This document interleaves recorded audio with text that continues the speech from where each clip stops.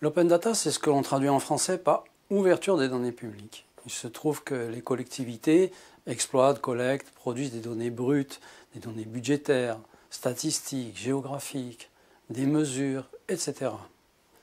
Pour faire simple, l'open data consiste à mettre ces informations à disposition de tout un chacun dans un format exploitable par n'importe quel système et respectant certains standards.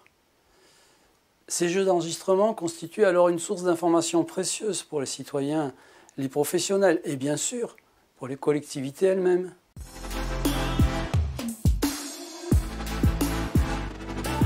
Oui, c'est le cas depuis 2018 pour les collectivités employant au moins 50 agents, excepté celles de moins de 3500 habitants.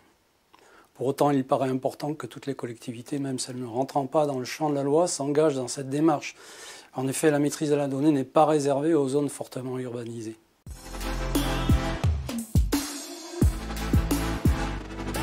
Non.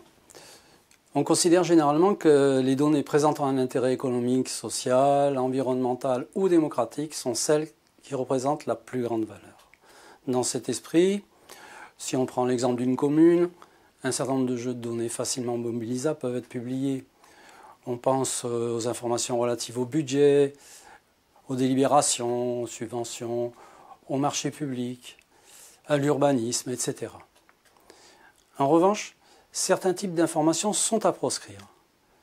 Les données personnelles, bien sûr, celles faisant l'objet d'une propriété intellectuelle ou celles pouvant présenter un danger pour la sécurité publique.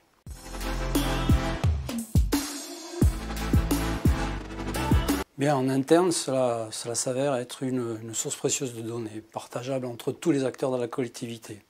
Ça permet de faciliter l'exécution de leurs missions du quotidien et aussi d'en évaluer la performance. Par ailleurs, c'est généralement très apprécié dans le domaine de l'aide à la décision et de l'anticipation des politiques publiques. Ça facilite aussi la circulation et le partage des données entre les partenaires de la collectivité, notamment les autres administrations ou le secteur économique.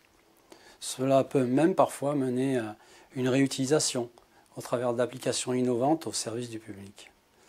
Enfin, pour les usagers, l'ouverture des données permet de valoriser l'action de la collectivité via ce que l'on appelle généralement le marketing territorial au travers d'infographies par exemple. C'est également un outil au service de la transparence et de la participation citoyenne.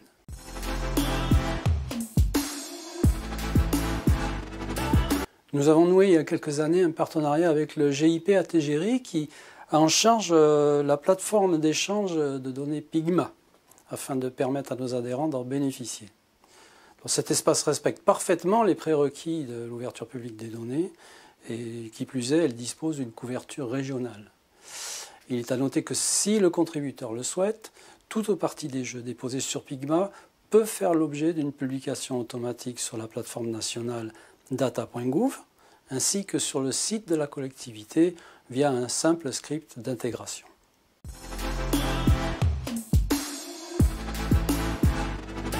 Pour les adhérents de l'ALPI, cet accès est inclus dans notre prestation déléguée à la protection des données mutualisées. La participation dépend donc de la taille de la collectivité.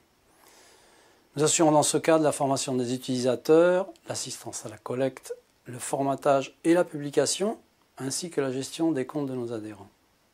L'ALPI propose également plusieurs cursus de formation relatifs à la conception et la manipulation de fichiers au format ouvert et respectant les schémas nationaux, ainsi qu'aux techniques de data visualisation graphique, cartographique ou tableau de bord. Enfin, l'ALPI assure une veille constante sur toutes ces thématiques pour le compte de ses adhérents.